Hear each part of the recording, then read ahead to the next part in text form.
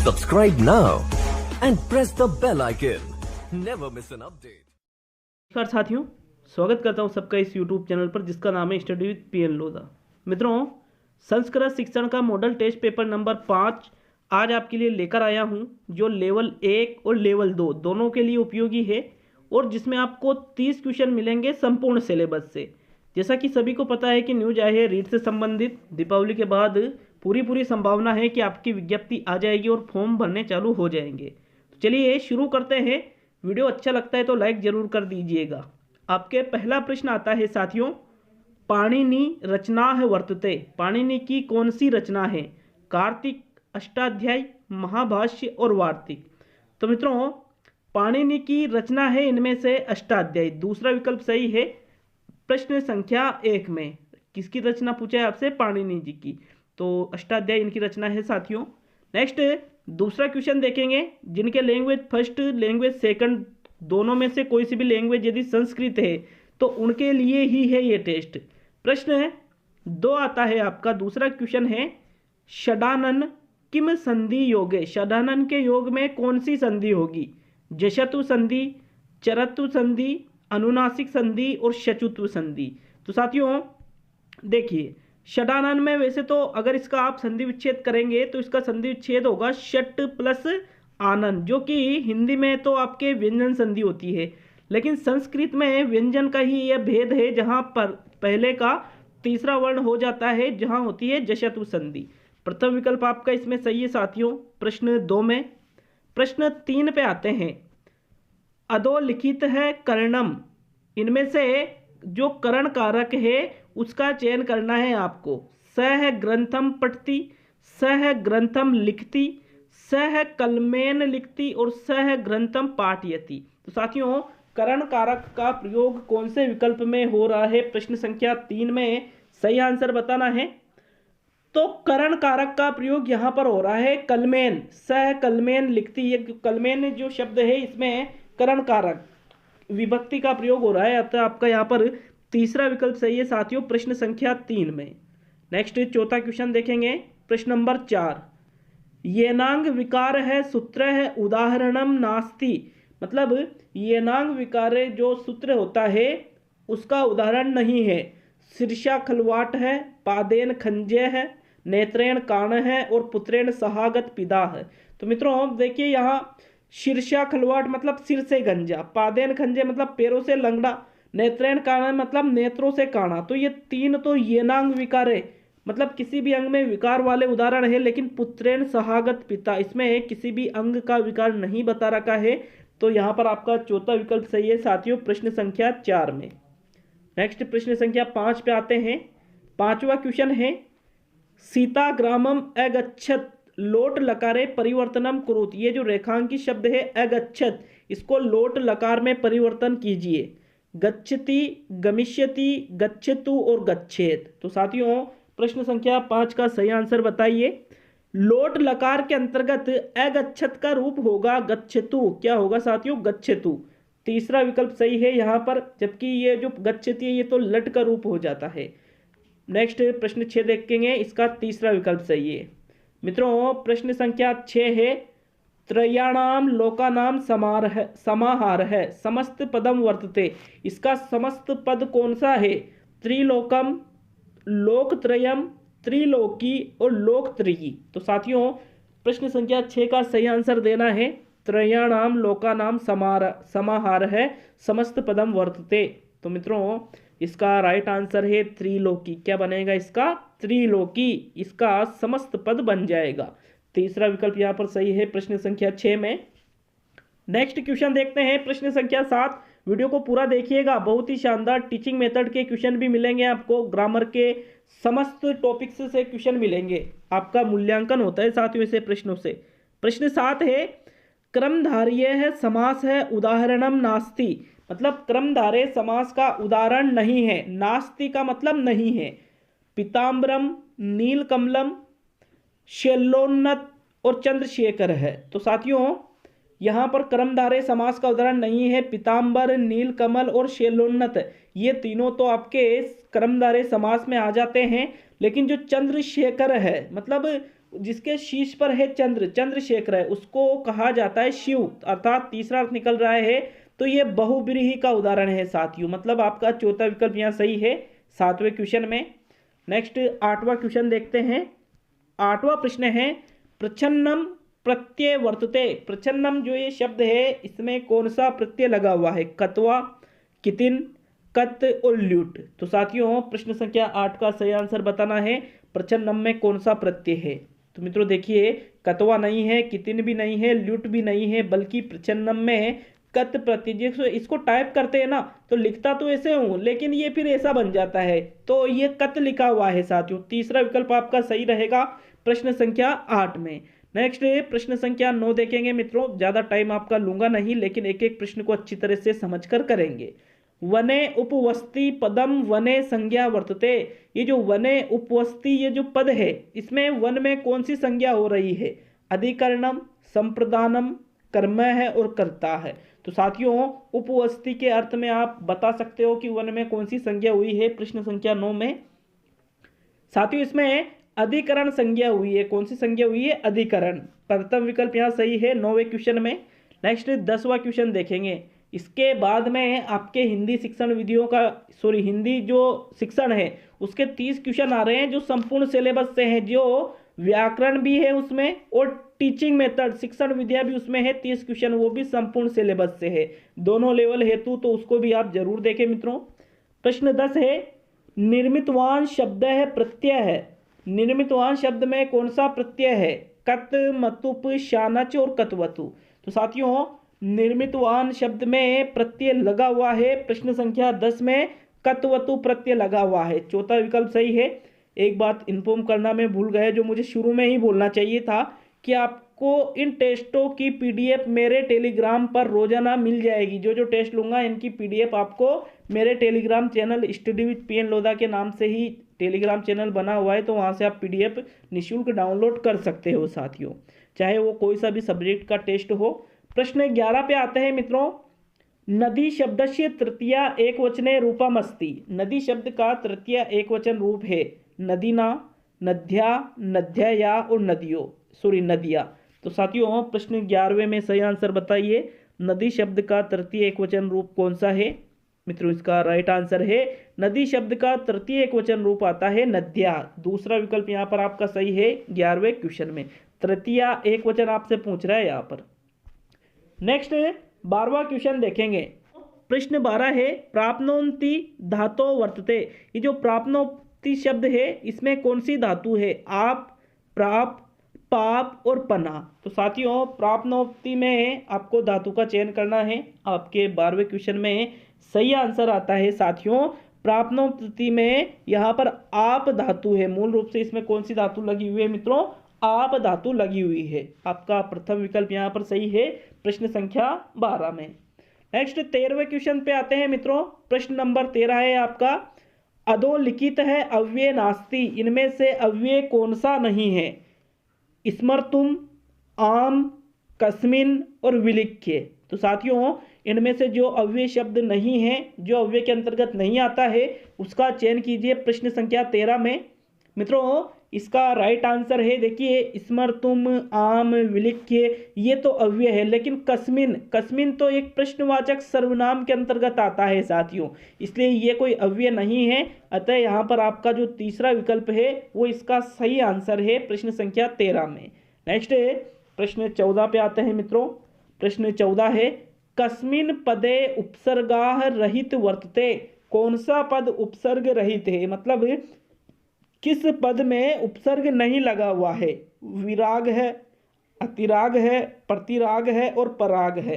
तो साथियों देखिए यहाँ पर विराग में आपके वि उपसर्ग लगा हुआ है, अतिराग में आपके अति उपसर्ग लगा हुआ है, प्रतिराग में आपके प्रति उपसर्ग लगा हुआ है, लेकिन पराग है में प नाम का कोई उपसर्ग नहीं होता है। अतः ये उपसर्ग रहित पद है साथियों, मतलब यहाँ पर चौथा विकल्प सही है प्रश्न संख्या 14 में। नेक्स्ट प्रश्न 15 पे आते हैं साथियों। प्रश्न 15 है, 15वां क्वेश्चन क्या है?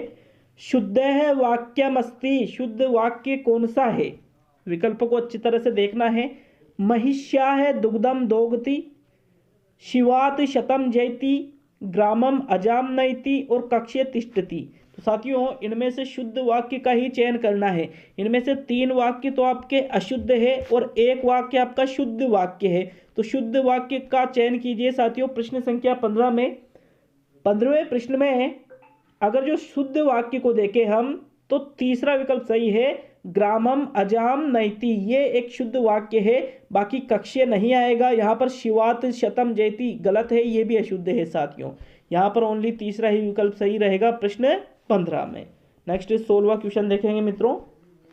16वां क्वेश्चन है त्वमेव माता च पिता त्वमेव पदम छंद है वर्तते। ये जो पद है इसमें कौन सा छंद है साथियों?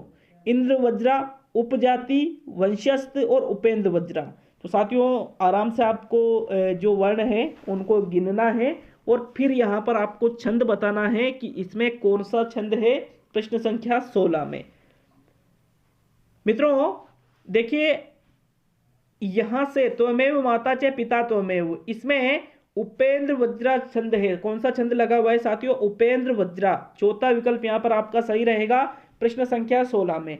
आपको छंद में क्या करना है? मेन चीज होती है छंद में वर्णों को गिनना। आपको वर्णों को गिनना आना चाहिए और ये पता होना चाहिए कि कौन से छंद में कितने कितने वर्ण होते हैं। और अगर फिर भी वो मैच कर रहे हैं तो फिर आपको जो उसका प्रथम जो पद है उसमें देख लेना है कि इसमें कौन सा लघु आ रहा है कौन सा गुरु आ रहा है। वो छोटी छोटी चीजें याद रखनी है। ये ही आपका छंद का टॉपिक क्लियर हो जाता है साथियों। पूरा सूत्र याद रखने की कोई जरूरत नहीं है, अगर है तो अच्छी बात है। प्रश्न है 17 देखेंगे। 17वां क्वेश्चन है, यहाँ रिक्त स्थान की पूर्ति करना है। भार है क्रियाम विना रिक्त स्थान है उचित पूर्ति करो में। रिक्त स्थान की उचित पूर्ति कीजिए साथियों। पापम ज्ञानम बुद्धि है गुणों, ये सुक्ति का क्वेश्चन है। आपके सुक्ति का भी टॉपिक है साथियों, तो उसका ये क्वेश्चन है। बताए राइट आंसर। भार है क्रिया विना, यहाँ पर प्रथम शब्द क्या आएगा? प्रथम शब्द आएगा साथियों ज्ञानम। ज्ञानम भार है क्रिया विना, दूसरा विकल्प यहाँ पर सही है। ये सुक्ति की जो पूर्ति करनी है यहाँ पर ज्ञान शब्द आएगा आपका, दूसरा विकल्प सही रहेगा साथियों 17वें क्वेश्चन में। नेक्स्ट प्रश्न 18 पे चलते हैं मित्रों। आपके 18वां क्वेश्चन है। यहाँ पे टीचिंग के क्वेश्चन आने वाले शुरू हो गए आपके, बाकी ग्रामर के क्वेश्चन आप कर चुके हो। शिक्षण उद्देश्य किम स्यात्, शिक्षण का जो उद्देश्य है वो क्या है? व्यक्तिये धन दानम, स्वार्थता पादनम, व्यक्ति सर्वांगी विकास है, अध्यापक निर्माणम। तो साथियों शिक्षा का जो मुख्य उद्देश्य होता है वो होता है व्यक्ति का सर्वांगीण विकास करना। अध्यापक का निर्माण करना थोड़ी होता है, स्वार्थ सिद्धि नहीं होता है, धन प्रदान करना नहीं होता है। तीसरा विकल्प सही है साथियों यहाँ पर प्रश्न संख्या 18 में। नेक्स्ट प्रश्न 19 पे आते हैं। प्रत्यक्ष विधे परम नाम अस्ति, प्रत्यक्ष विधि का दूसरा नाम क्या है? निर्बाध विधि, संश्लेषण विधि, निगमन विधि और विश्लेषण विधि। तो मित्रों प्रत्यक्ष विधि का जो दूसरा नाम है वो है निर्बाध विधि। इसको निर्बाध पद्धति के नाम से भी जाना जाता है।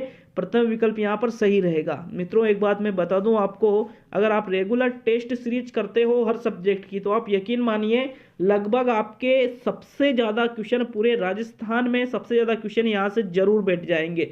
हर सब्जेक्ट की बात कर रहा हूँ मैं यहाँ पर, जिन जिन का मैं टेस्ट लेता हूँ। देखिए संश्लेषण विश्लेषण दोनों एक दूसरे की पूरक विधियां हैं। निगमन और एक और होती है आगमन, दोनों एक दूसरे की पूरक विधियां हैं। और यहाँ पर प्रत्यक्ष विधि का दूसरा नाम क्या है? निर्बाध विधि। प्रथम विकल्प सही है 19वें क्वेश्चन में। प्रश्न 20 पे आते हैं साथियों। कंठस्थीकरणम कस्मिन शिक्षणे आवश्यकम, मतलब कंठस्थीकरण पर जोर किस शिक्षण में दिया जाता है? व्याकरण शिक्षण में, गद्य शिक्षण में, पद्य शिक्षण में और कथा शिक्षण में।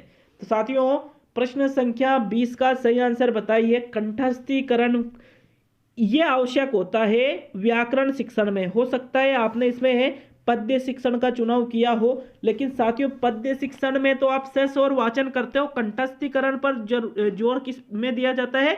व्याकरण शिक्षण में, क्योंकि व्याकरण शिक्षण में नियम चलते हैं तो उनको आपको याद करना पड़ता है, रटना पड़ता है। प्रथम विकल्प ही 101% सही रहेगा। पद्य शिक्षण वाला आप गलत कर दोगे इसमें। प्रश्न 21 पे आते हैं मित्रों। प्रश्न 21 है आपका, प्रस्तावना है छात्राण पाठ प्रति आकर्षित। रोचकता, प्रश्नानानि, लेखनस्य और न को अपि, इनमें से कोई नहीं। तो साथियों जो प्रस्तावना के प्रश्न पूछे जाते हैं वो छात्रों को पाठ के प्रति आकर्षित करते हैं, तो ये क्या है साथियों, इसको कहा जाता है रोचकता। मतलब छात्रों की रुचि किसमें, प्रस्तावना के कारण किसमें चली जाती है, पाठ के प्रति उसमें रुचि आकर्षित हो जाती है। तो प्रथम विकल्प यहाँ सही है साथियों, प्रश्न संख्या 21 में। नेक्स्ट 22वां क्वेश्चन देखेंगे, सर्वासाम भाषाणी जनना, सभी भाषाओं की जननी क्या है, मातृभाषा, राष्ट्रभाषा, आंग्ल भाषा, संस्कृत भाषा।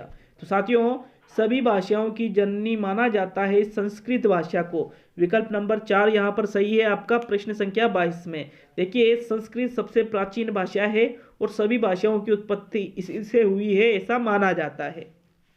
नेक्स्ट प्रश्न 23 पे आते हैं साथियों, निगमन पद्धतया सर्वप्रथम प्रस्तुतम क्रियतम, मतलब निगमन पद्धति में सबसे पहले प्रस्तुत किया जाता है नियमन, सूत्राणी, उदाहरणम और सर्वे। तो यहाँ पर आप क्या करोगे, उदाहरण को तो आप बाहर निकाल दोगे, सर्वे ऑटोमेटिक बाहर निकल गया। अब नियम और सूत्राणी दोनों चीजों में आप कंफ्यूज हो जाओगे, आप सोचोगे कि भाई नियम सही है या सूत्राणी सही है, मतलब नियम सही है या सूत्र सही है। तो साथियों निगमन पद्धति में सबसे पहले सूत्र प्रस्तुत किया जाता है और फिर सूत्र के अंतर्गत नियम बताए जाते हैं। अतः यहाँ पर दोनों विकल्प एक साथ आने पर सूत्र आपका सही आंसर रहेगा प्रश्न 23 में। देखिए अगर सूत्र नहीं होता तो फिर नियम आपका आंसर सही हो जाता, लेकिन साथियों यह सूत्र है तो ये आपकी फर्स्ट चॉइस है प्रश्न 23 में दूसरा विकल्प। प्रश्न 24 है, अव्याकृति पद्धति है अपर नामम किम, अव्याकृति जो पद्धति है इसका दूसरा नाम क्या है, पारायण विधि, निगमन विधि, भाषा संसर्ग विधि और प्रत्यक्ष विधि। तो साथियों अव्याकृति को अन्य किस नाम से जाना जाता है, इसका सही आंसर है भाषा संसर्ग विधि को ही अव्याकृति के नाम से जाना जाता है, जो कि व्याकरण की शिक्षण विधि है साथियों। विकल्प नंबर 3 सही है प्रश्न संख्या 24 में। नेक्स्ट प्रश्न 25 पे आते हैं साथियों, प्रश्नोत्तर पद्धति प्रतिपादक है वर्तते, प्रश्नोत्तर पद्धति के प्रतिपादक कौन है, अरस्तु, सुकरात, प्लेटो, आचार्य मम्मट। तो साथियों प्रश्नोत्तर पद्धति के जनक हैं सुकरात। कौन है मित्रों, सुकरात प्रश्नोत्तर पद्धति के जनक है। विकल्प नंबर 2 यहाँ पर आपका सही है 25वें क्वेश्चन में। चलिए आगे बढ़ते हैं। अगला क्वेश्चन है प्रश्न 26, शिक्षणस्य सर्व प्राचीन है शिक्षण विधि वर्तते, शिक्षण की सर्व प्राचीन विधि कौन सी है, परीक्षण विधि, पाठ्य पुस्तक विधि, व्याख्या विधि और प्रत्यक्ष विधि। तो साथियों शिक्षण की सबसे प्राचीन विधि दिए गए विकल्पों में आपके है व्याख्या विधि। कंफ्यूजन कब होता है, जब ऑप्शन में पाठशाला विधि भी आ जाती है साथियों, तब कंफ्यूजन होता है, नहीं तो आप बेझिझक आप व्याख्या विधि को सही कर दिया करो ऐसे प्रश्नों में। प्रश्न 27वां है मित्रों, प्रश्न 27 क्या है, गृह कार्यस्य उद्देश्यम अस्ति, गृह कार्य का उद्देश्य है श्रृंखलता शिक्षणम, स्वाध्यायम प्रत्यभिप्रेरणम, पठनम प्रत्यभिप्रेरणम और लेखनम प्रत्यभिप्रेरणम। तो साथियों गृह कार्य का उद्देश्य बताइए कि बच्चों को जो गृह कार्य दिया जाता है वो क्यों दिया जाता है, आखिर उसका उद्देश्य क्या होता है। तो साथियों गृह कार्य का उद्देश्य होता है स्वाध्याय की ओर प्रेरित करना। दूसरा विकल्प यहाँ पर सही रहेगा प्रश्न संख्या 27 में।